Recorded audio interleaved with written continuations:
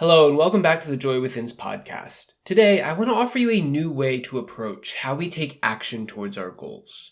If you listened to last week's episode, you heard me talk about setting intentions and how clear intentions give rise to effortless action. But I didn't go into what exactly that means or how to do it. So my goal today is to give you a clear frame that you can use to start incorporating more inspired, more effortless actions into your life. Because, at least I know I believe, when we are aligned in our actions, our goals become more fun. Work stops feeling like work and more like play. Hard, far-off goals often begin to feel more accessible, more present now, and we start to feel a deeper level of satisfaction and fulfillment in our goals. Because we become happier in the pursuit of them, and not just for a fleeting moment when we achieve them, and then immediately go set a new target. So if you ever feel worn down by your goals, by the immensity of effort that I know sometimes it feels like our most meaningful goals require of us, then hopefully today's episode will help you to shift that. We want to love our goals, not love-hate them. We want to feel inspired and on point as we take action, not, I guess I have to go do that. There's a world of difference in the two approaches. And if today's episode helps you to shift that even just a little bit, then it is well worth your time. Welcome to The Joy Within. I'm Kyle Greenfield, and I believe that you have the ability to become calm, confident, and happy anytime that you choose. Some days, that's easier than others, but with the right tools and the right way of thinking, we can unlock incredible states of joy, peace, and well-being within us. So visit thejoywithin.org to get started today, so that together we can create a happier and more peaceful world. To make that shift, I have a 3-part frame that I use, and I'll go into detail here in just a minute. But broadly, first is to become purpose-driven rather than goal-driven. That's the idea of action arising from intention. Second is to see goals in terms of their unfolding, focusing on the motion towards them, not an event or a moment of achievement. And third is to view action as a natural part of our whole selves, a part of our unique individual self-expression. I think that these 3 ideas taken together are incredibly powerful. They help us stay aligned with actions that are actually right for us. And I think they intertwine and interrelate to each other quite nicely. So that's focusing on being purpose-driven rather than goal-driven, focusing on the unfolding, and action as self-expression. But actually, if I just back up here for 1 second, I want to be really clear that as I'm talking about reframing the way we think about our actions, I'm talking today about actions in relation to our goals. And as I say that, I know I have in my mind an image of what I think of as the sort of traditional approach to goals. To me, the traditional approach is where we set a goal and then we look at it and we say, okay, so now here are the 115 steps that we need to take in order to get there. And then we start acting on those steps. It's very logical, very straightforward. And to be clear, I don't think there's anything wrong with that approach. I actually think it's complementary to what I'm sharing here today. But I want to use that quote-unquote standard approach, having a clearly defined plan followed by rote execution, simply as a foil, as a point of reference. And for lack of a better term for today, I'm going to call that goals-driven action. Action where you tick the boxes as you move forward, and the sole purpose of that action is to get you a result. If you didn't believe that your action would lead you towards your goal, you wouldn't take it. Those are goals-driven actions, at least for today. I say this not to denigrate that approach. I don't want to deny the importance of goals-driven actions, but I do want to suggest an alternative system that you can use, one that I find brings me infinitely more joy in my day-to-day work. And it's something that has pretty much eliminated most of my stress. And actually, I even think it allows me to reach my goals sooner than I otherwise would. And it's this other approach that I'm going to call purpose-driven action. Now, I slightly hesitate to use that phrase because purpose-driven sometimes has sort of a religious or at least a charitable connotation to it, and I don't really mean that. What I mean here is action that arises from clear intention. It arises from a deeper sense of self, a sense of wholeness, an alignment of mind, body, and spirit. Everything is working together, where you are one with yourself and the action that you're taking. There's no resistance in it. When we act from this deeper part of ourselves, The purpose of the action is the action itself. We aren't acting to achieve or to attain anything. It isn't a means to an end. Purpose-driven action is about being present in this moment, and as a part of that presence, you feel inspired, almost impelled to move forward in some way. Now, I think to a large extent, we've unfortunately lost this in our society. We're always rushing around, always trying to reach a goal, to be somewhere other than here. And then we combat that and we say, okay, so I'm going to try to be present. I'm going to go meditate or read or go sit in nature. Almost like, here's my real life over here, and then here's my 10-minute meditation. And we try to separate that out in this, what I think is a really strange way. Anyway, my point is, I think that structure that we have tends to lead us into this false belief that being present requires us to be still. When I see presence more broadly, I see presence more as a connection, a communion with the natural energy that we hold within us. And when we connect to that energy, yes, sometimes we feel the urge to be still. That's normal. There is immense bliss in simply sitting and being for a while.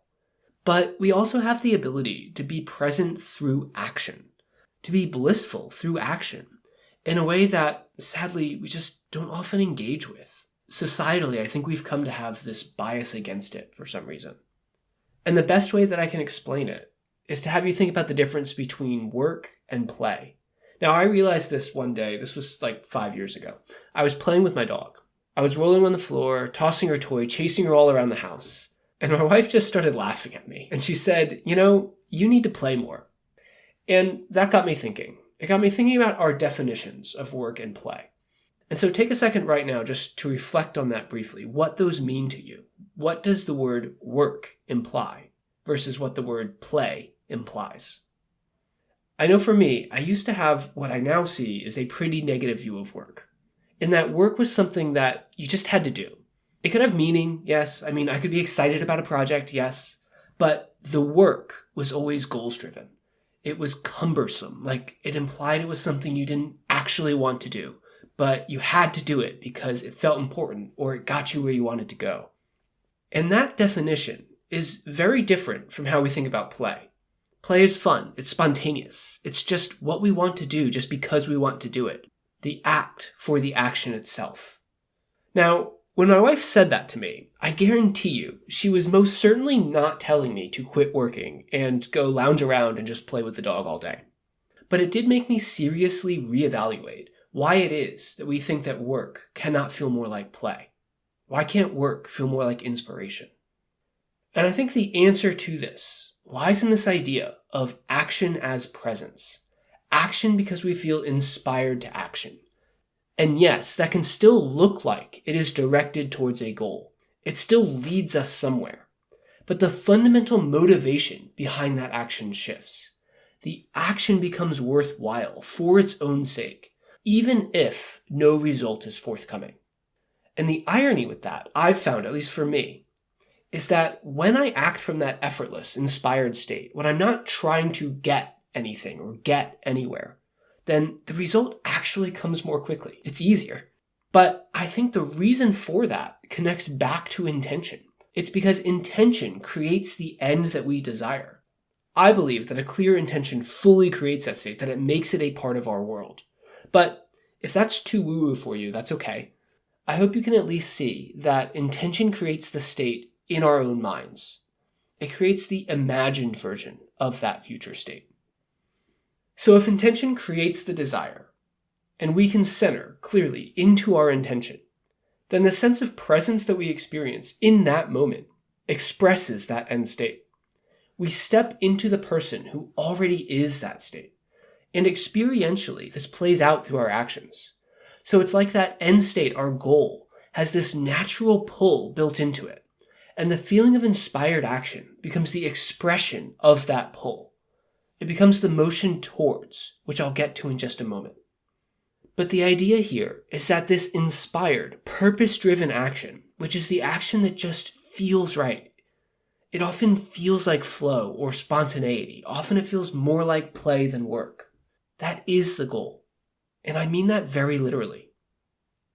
I think that this is what it means when you hear people talk about living from the end. I mean, Neville Goddard, for example, always said, assume the feeling of the wish fulfilled. And I know for me, for a long time, I thought that meant assume as in know the outcome of. Like, just trust it is coming. Like when I assume that if I drop this pen, it will fall to the floor. I assume, I trust, I know the outcome. So in the context of a goal, I trust that if I take these steps, my goal will come. For years, that's how I interpreted that. And it always felt just a little bit fake to me. Like I had to pretend that I'd already reached my goal, when in reality, I'd wake up every morning knowing that I wasn't where I wanted to be yet. And so that idea of assumption always just felt a little bit off. But, and this was such a revelation to me when it really clicked, assume can also mean to take on or to embody, as in assume a position. We step into it. If we assume a new role at work, for example, we take on that role. We start acting from that role. And once that definition clicked, I stopped feeling like I was pretending and started to see my goals more holistically. I started to think in terms of this stepping into, action as an expression of the qualities that I know myself to be. And remember, that's the other part of this frame, action as self-expression. And so I started to realize that if I know I am those qualities, then I never have to force anything. I simply have to be myself. I can just act exactly as I am. By which I mean the I am that's coming from that higher state, coming from the end desire, from the vision that I hold for myself, the me that I prefer to be. So there's this sense of releasing the need for goal-driven action in order to focus more deliberately on purpose-driven action. Hey guys, so I know it can take some time for these ideas to sink in, and I know that can be frustrating, especially if you're going through a tough time right now. So if as you're listening, you're thinking, okay, but how do I do that? How do I actually make this work for me? Then we should chat. I've started taking on a handful of coaching clients. We'll work one-on-one to help you apply these strategies to whatever it is that you're dealing with right now.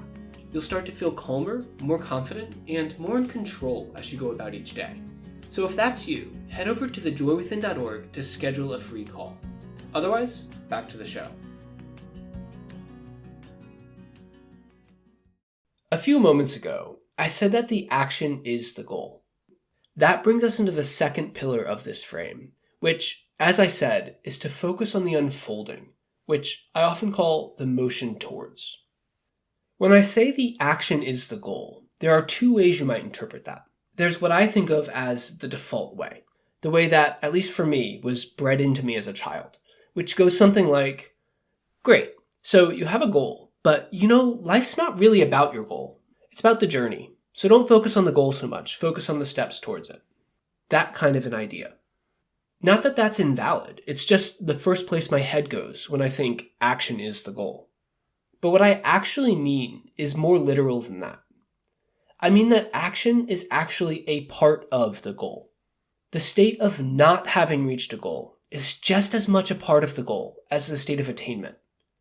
Having and not having are two sides of the same coin, and you cannot have a goal without also including the not having of it, if that makes sense.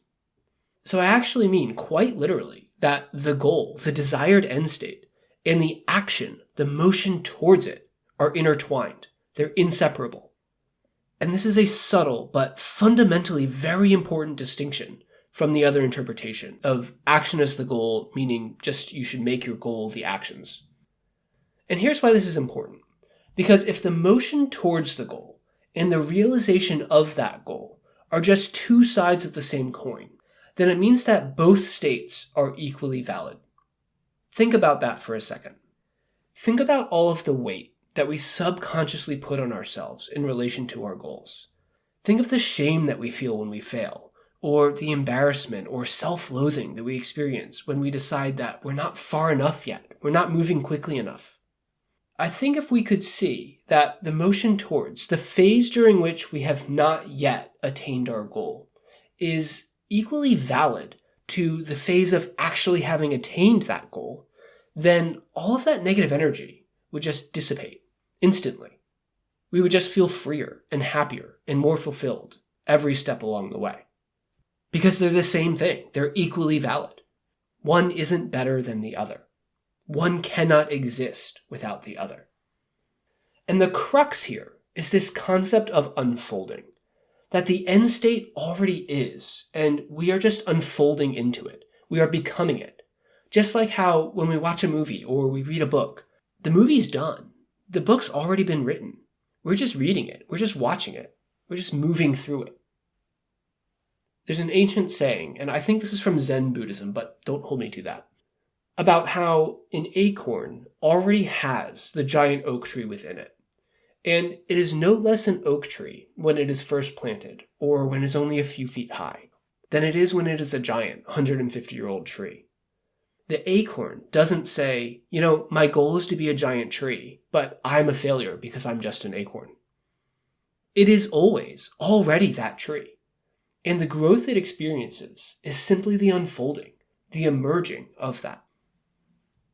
So not only is this sense of unification, of having and not having being equal, the way that I think our goals are actually structured, but I believe that thinking in this way is also incredibly practical.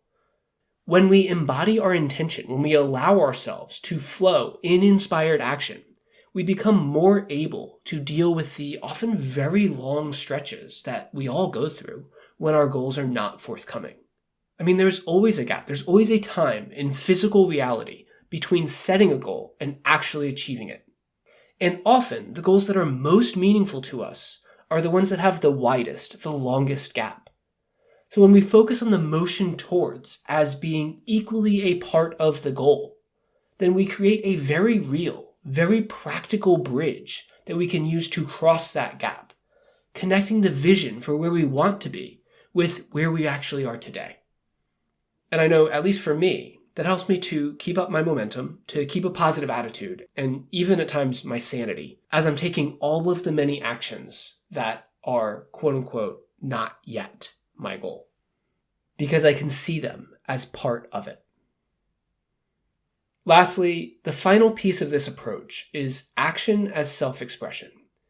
We act not to become, but to be.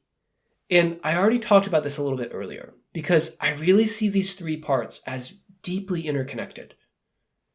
When I step fully into an intention, when I truly embody it, I am that intention. I am that goal.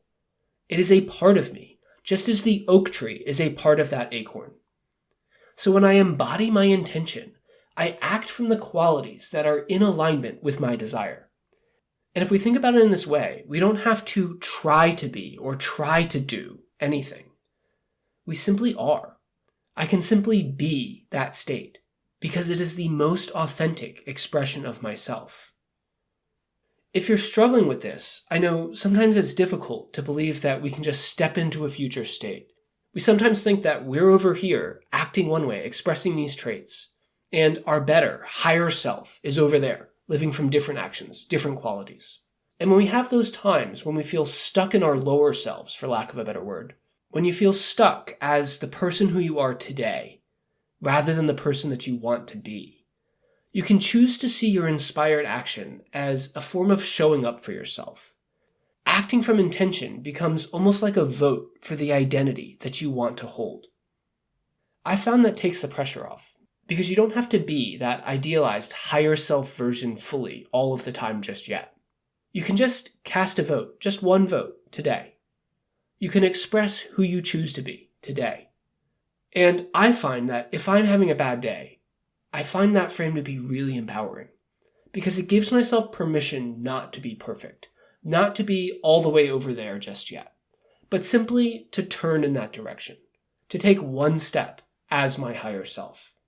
And as we choose to take those steps, we become the unfolding.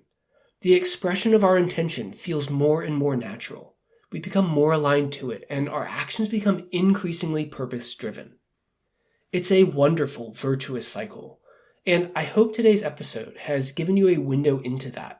A new approach that you can use to frame your actions. So you give yourself permission to align more fully, to feel more inspired throughout your day, and more fulfilled, even as you're still on the way towards many of your big goals.